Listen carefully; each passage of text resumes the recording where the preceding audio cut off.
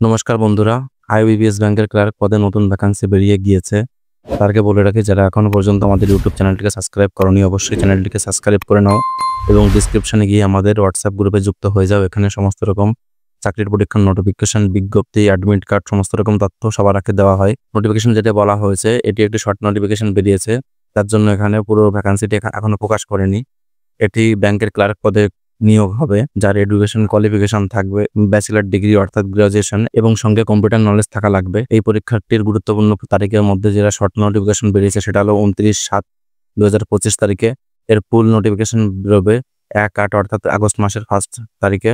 Form fill আপটাও ওই 1 তারিখ থেকে চালু হয়ে যাবে। ফর্ম ফিল আপ চলবে 21/8 তারিখ পর্যন্ত, অর্থাৎ 3 সপ্তাহ ফর্ম ফিল আপটি চলবে। প্রিলিমিনারি এক্সাম ডেটও দিয়ে দিয়েছে। প্রিলিমিনারি এক্সাম ডেটটি অক্টোবর মাসের অর্থাৎ 2025 সালের অক্টোবর মাসের 4 তারিখ থেকে 11 তারিখ পর্যন্ত এর প্রিলিমিনারি এক্সামটি হবে।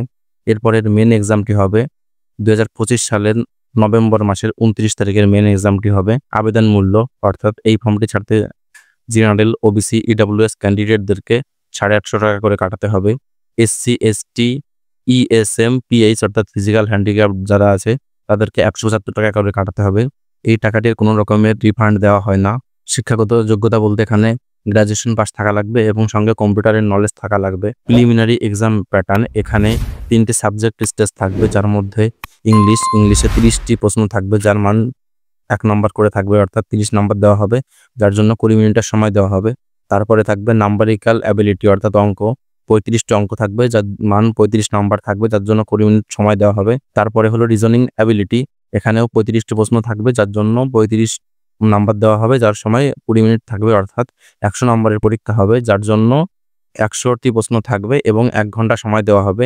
তারপরে থাকছে মেন পরীক্ষার প্যাটার্ন। মেন পরীক্ষার প্যাটার্নে 4টি সাবজেক্ট স্টেপ থাকবে, যার মধ্যে জেনারেল অ্যাওয়ারনেস, যাতে 50 নম্বর থাকবে, 50 মার্ক থাকবে এবং 35 মিনিট সময় দেওয়া হবে। তারপরে জেনারেল ইংলিশ অর্থাৎ ইংলিশের 40টি প্রশ্ন থাকবে, তার জন্য 35 মিনিট সময় দেওয়া হবে। তারপরে রিজনিং এবং কম্পিউটার, যার মধ্যে থেকে 50টি প্রশ্ন আসবে, 50টি প্রশ্নের মান থাকবে 60 নাম্বার এবং এর জন্য 45 মিনিট সময় দেওয়া হবে।